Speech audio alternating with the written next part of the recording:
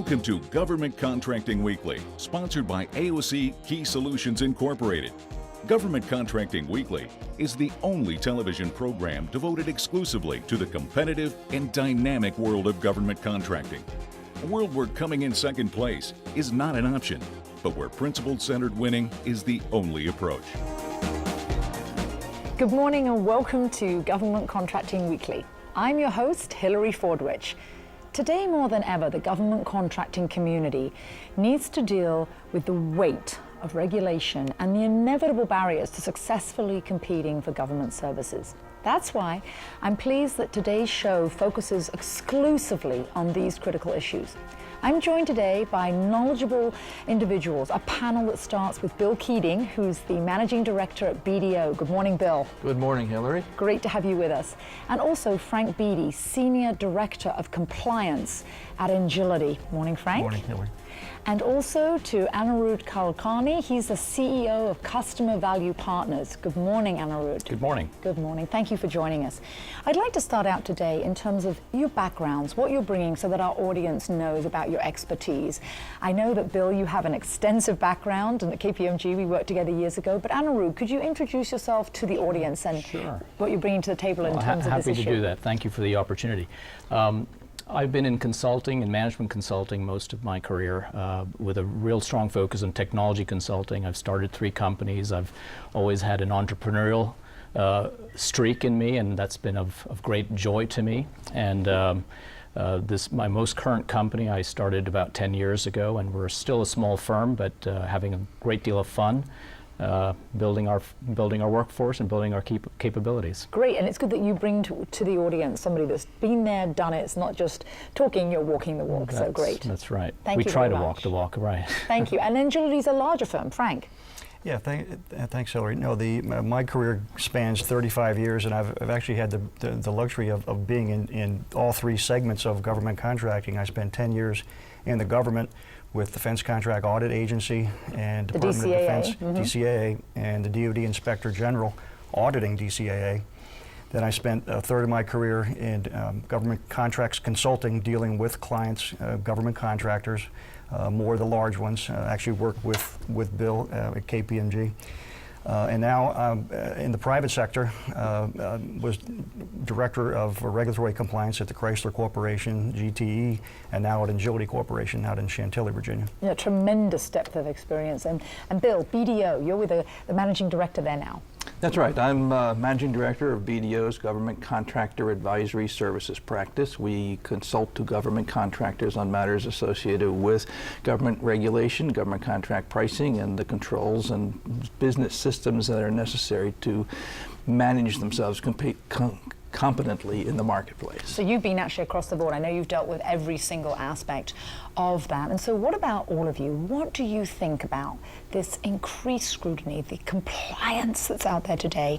Is that an impediment to government contractors and ultimately for the taxpayer and for government? Anirudh, to you again. Well, you know, it's interesting that compliance and regulation is so much in the news these days.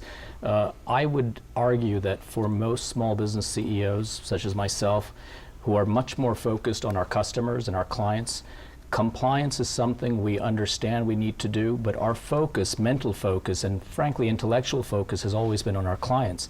And it's only when we run into issues that we realize what we're missing sometimes. So there's no doubt that we understand as a government service provider, we understand that there's real good reasons for some of these regulations.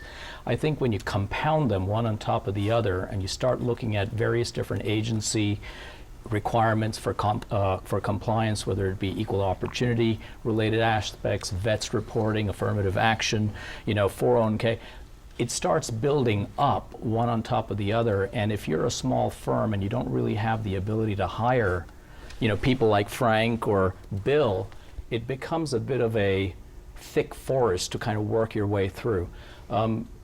But you have to do it anyway, so you kind of got to do it along the way, and you've got to have people on your team that know about it, as well as excellent expert advisors externally. That's absolutely right, and if you're fortunate, you know what to look for. I mean, I would argue that most small business entrepreneurs who have a very strong technical gift know how to hire technical people or consulting people or what have you, but maybe lacking even the questions to ask of a Frank or a Bill if they were interviewing somebody for compliance or HR. So what is it they always say? You know what you know, but you don't know what you don't know. Bill, you're familiar though with talking to clients and to prospects about what they don't know that you know from your expertise. Yes, and so can I make a generalization? Yes. We tend to work with larger companies in a more proactive way, and with smaller companies in a more reactive way, because the smaller companies aren't in a position, as Anirudh has already described, to have staffed these kinds of activities ahead of time. And so issues arise, and we are able to work with smaller entities and try to resolve the problems that may exist. Because you have clients across the spectrum. Yes. Yeah, you adjust so larger to what companies they need. are, you know, we certainly are reactive to problems that can arise unexpectedly at a large company too, but the larger companies are more capable of having to resident expertise and to have the, I'll call it a luxury, the luxury to think about what needs to be attended to. In the bigger picture. They have the time and the luxury. And they're to do able that. to have a department that includes Frank Beatty. Yes, right, yes. Over to you, Frank. So obviously they're lucky to, Engility to have you, yeah. Great lead-in. No, it's interesting. There's definitely a cost of compliance, and the larger companies, it's probably a less cost per person. But for example, Engility has 7,600 employees. My shop has 9 people in regulatory compliance. However, there's finance and accounting, HR, legal. They all have compliance rules, and they all are dealing with, you know, the HR rules or the SEC rules or the tax rules. So I was mentally thinking up, there's probably on the order of 75 to 100 people that routinely deal with regulatory compliance government-wide, not just in the regulatory compliance. Which is vast, shop. and that's a pity, because obviously that costs the taxpayer. So let's just have a dream moment for a second. If you had your druthers, if you could be sort of emperor for a day and make the rules, what would you do, each one of you, starting with you, Frank, what would you do to adjust the FAR? What would you, to the federal acquisition, what would you do in terms of those acquisitions and those regulations? How would you change things? Oh boy, that would keep me up the night before trying to figure out what to do the next day. But you know, thinking about federal acquisition regulation, the agency supplements to the FAR, cost accounting standards, I don't think they're too burdensome. What I think in my role it would be is the role of Defense Contract Audit Agency. The DCAA. They have been around for almost 50 years. I think their time is up. Okay, so their time is up. Anirudh, would you agree with that, yes or no? Well, yeah. I mean, I'd agree that things need to be done. What needs to be done is anything that helps me compete better and comply while I'm competing. And quicker and better. And Bill, exit question, what would you say? Well, what would you do? I'd like to see a lot of changes. And actually, Bill would love to be emperor. It's not an easy question to answer. Right. But I would like to see a real effort put on identifying those things that add value to the procurement process and to the protection of the government's interests, as distinguished from those things that have evolved into bureaucratic nonsense. Right, bureaucratic nonsense that has cost the taxpayer money, is not beneficial to anybody. Thank you.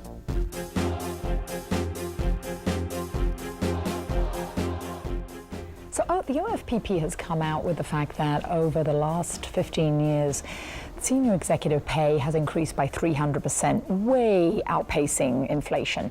But everybody needs to make money, and there's this concern about the great brain drain, that there's so much oversight in terms of compensation, not just for executives, but in terms of across the board with government contractors. Frank, what are you seeing, and what are you seeing in Engility, and how are you reacting? Well, the current proposal is it's a political play. They want to limit contractor executive compensation to $400,000, which is the salary of the President of the United States. That's where they're coming from. It plays well to the folks back home. The reality of it is, a lot of the larger defense contractors are all government contractors. They're Fortune 1,000, Fortune 500 companies. They have stockholders, they have board of directors, they have compensation committees. So it's a political nightmare, and I think it plays well. You know, there isn't that many people that are going to be capped out, if you will. You know, they're not going to restrict contractors' pay. They're going to restrict what's being reimbursed by the government. So, That's true, but POGO has begun to talk about how compensation limits should be put on all government contractor employees so that they aren't overcompensated compared to government contractors, to the government employees themselves. Right, and BDO has a centre of excellence, so you see across every government contractor. You know what's going on across all of them. Yes, and so my concern is that there's a lot of buzz around compensation. The easy thing to talk about is the apparent excessive amount of executive compensation at some companies. But what it's translating into is a possibility of putting compensation controls on all employees at a government contracting organization. And that would be extremely detrimental, I think, to the ability of the industry to properly serve the government. And to compete, Well, because eventually they're going to drive away. And if you take the perspective then from my angle, which is as a small business CEO, where I'm rapidly coming on the threshold where I now need to start disclosing my top 5 executive leaders' pay. People don't maybe understand that for a small firm like ours, where it's a competitive marketplace for us to attract people in the first place. We have people that have been with us for years, new people that we're bringing in. To be in a position where now I have to disclose that publicly and have one of my principals start looking at the other guy that I just brought in, I don't think people understand what kind of an HR issue that starts to put people like us in. And there's a second point I want to make, Hillary, which isn't so much about excessive compensation.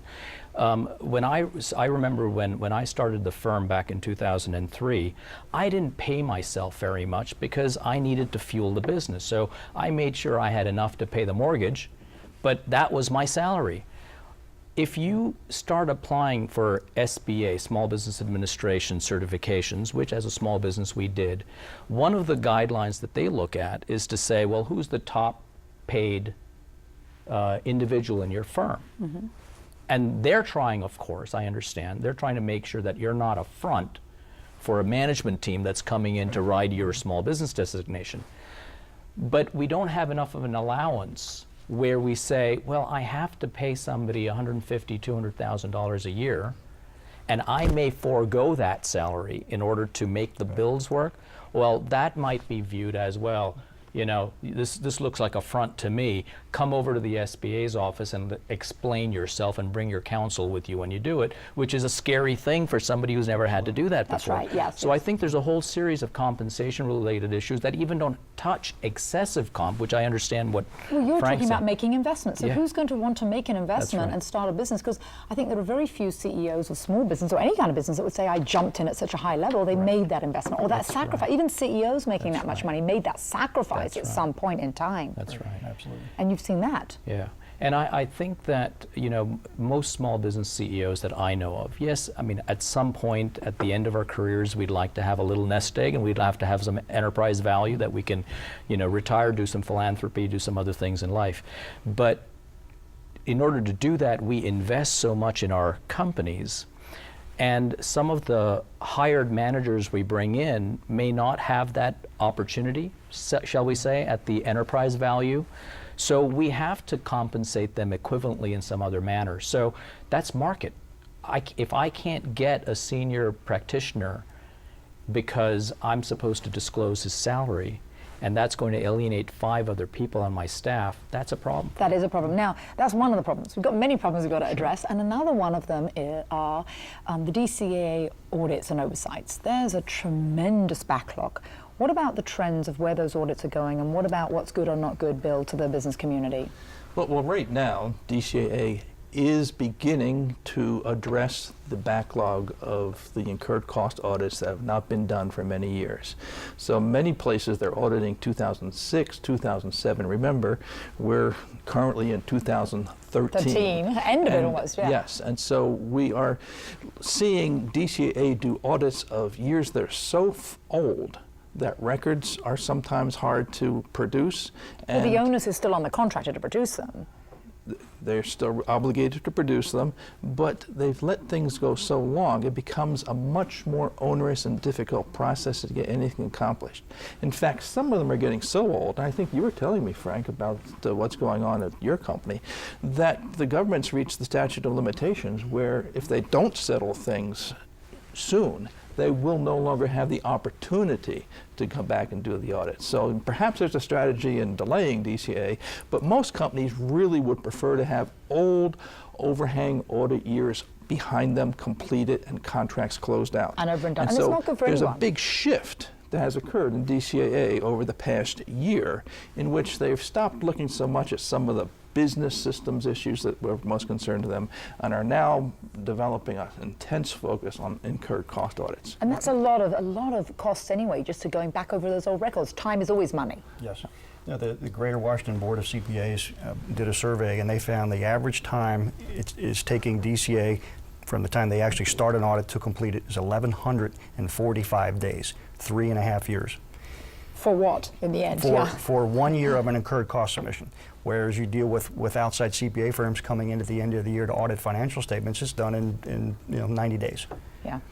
So it's a huge gap. At my company, we have 80 open years of incurred cost audits. At Engility. 80. Yes, yeah. And what about your Center of Excellence, Bill? Share with our audience a little bit more about what BDO is doing and why you created that center and what that is doing for your clients. Yeah, well, the Center of Excellence was created in order to consolidate all the best practices that we see the industry employs in performing government contracts. And you've got a reputation now to be top-notch across the whole government contracting industry, I hear. Well, we believe so, but we'll let the marketplace decide that. So we are trying to ensure that we have all the best practices identified, so that when we talk to companies who are government contractors, our clients and our prospects, that we can provide them with that kind of feedback and information about where they are today versus where they might be able to be. That's phenomenal. That's great.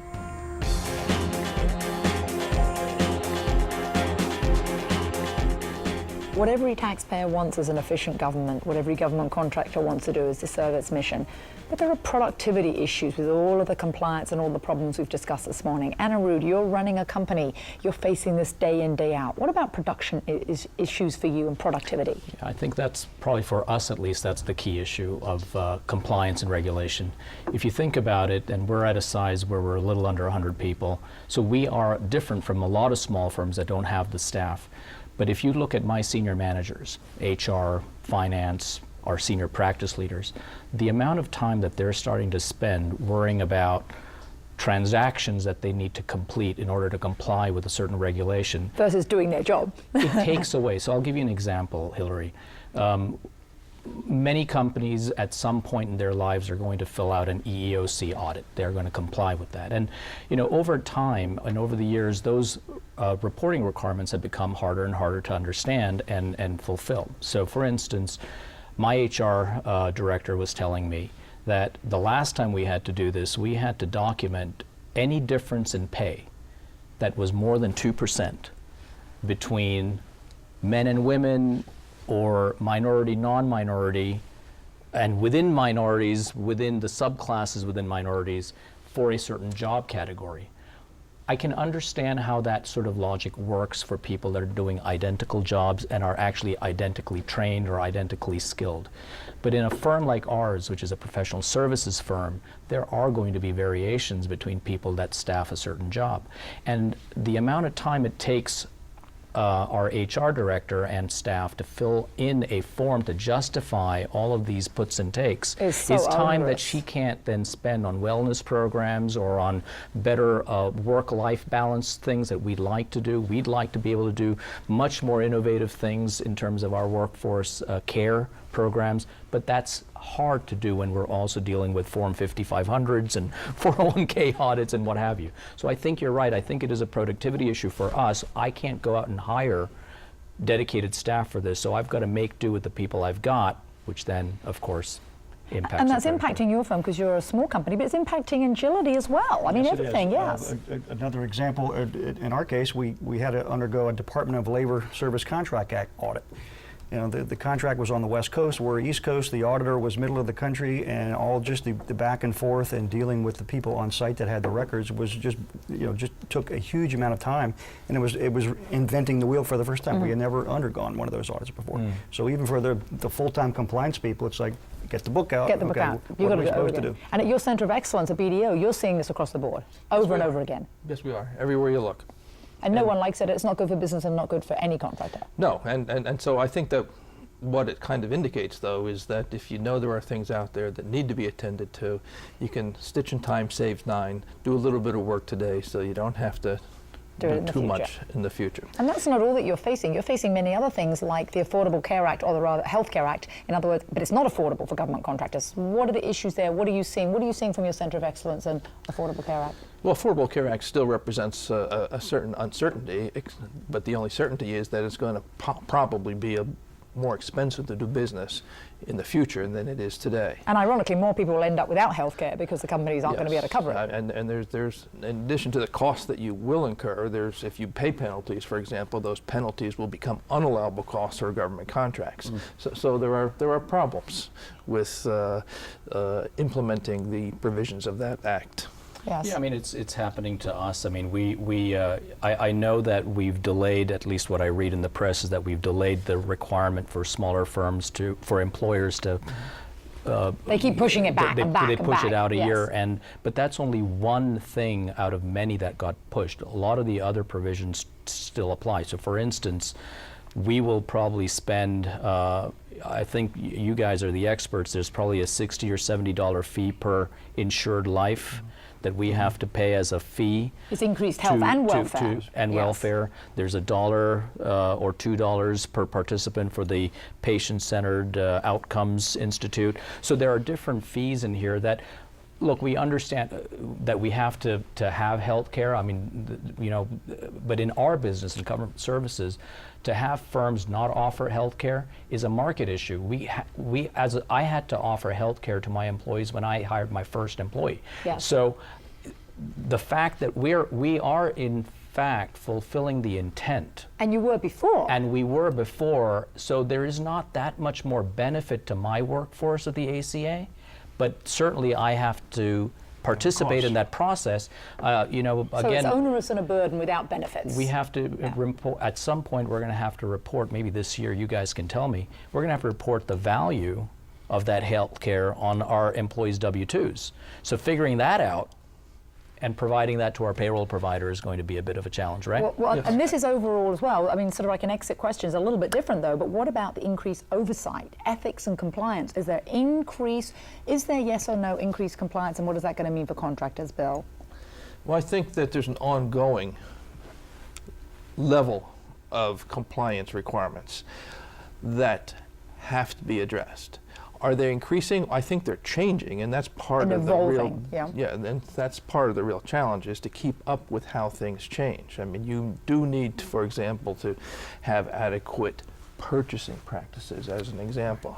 Well, periodically, what the government expects you to do is tweaked, and you have to then go back to your policies. You go back to training people, go back to ensuring that you're doing the things the way the change dictates it. Yeah. So it's an ongoing requirement that is made worse, not necessarily by new things that are tacked onto it, but by the changes that occur. By changes that occurred, yeah.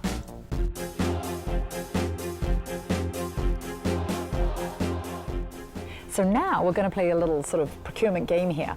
What we're going to do in terms of the compliance issues is we're going to address each issue quickly, and we're going to look at it in a succinct manner. So I'm going to ask you a sort of rapid fire of questions, and no filibusters, just your immediate gut response. What comes to you from your areas of expertise at your firms, Engility and also BDO? But I'll start also right now with Frank. When I say to you defective pricing, what comes to mind? Very important for a manufacturer, not so important for a service contractor. Bill, from BDO perspective. Don't see much defective pricing problems in the marketplace today. That's great. Anirudh. Get somebody who knows what they're talking about. Yeah, like Bill.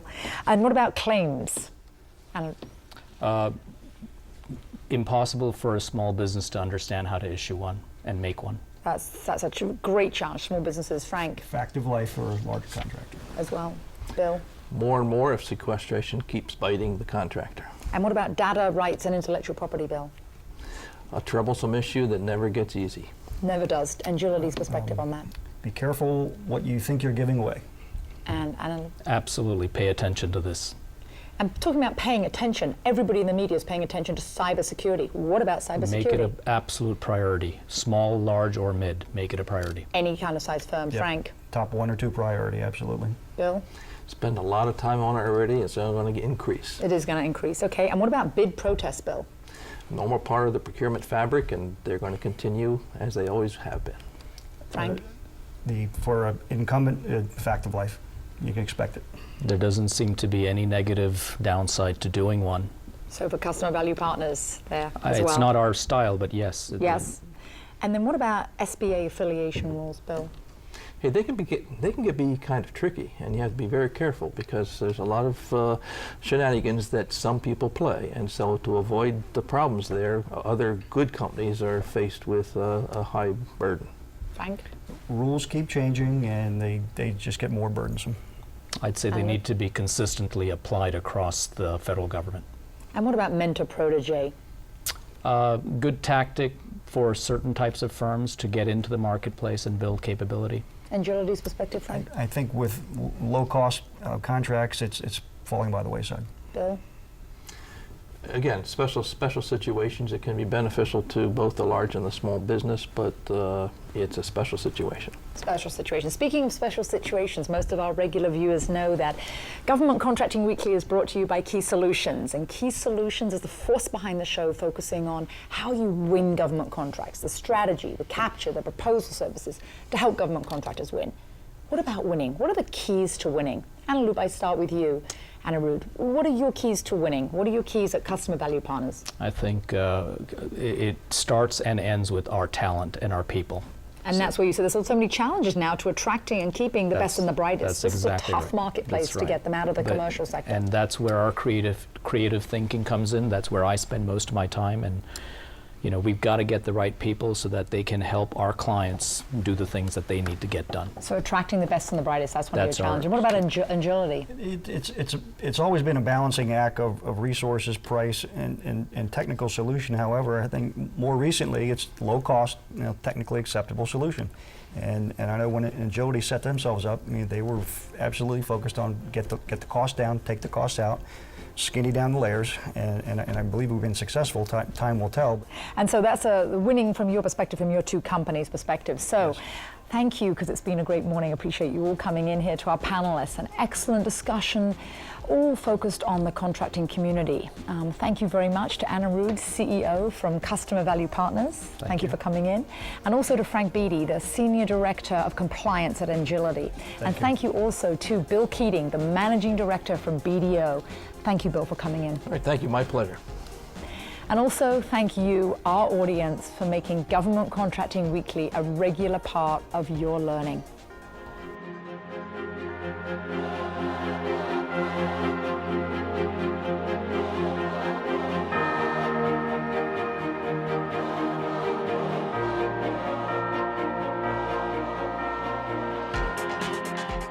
You've been watching Government Contracting Weekly, sponsored each week by AOC Key Solutions Incorporated. Government Contracting Weekly is the only television program devoted exclusively to the competitive and dynamic world of government contracting. For additional information, comments, questions, or suggestions, please write us at governmentcontractingweekly.com.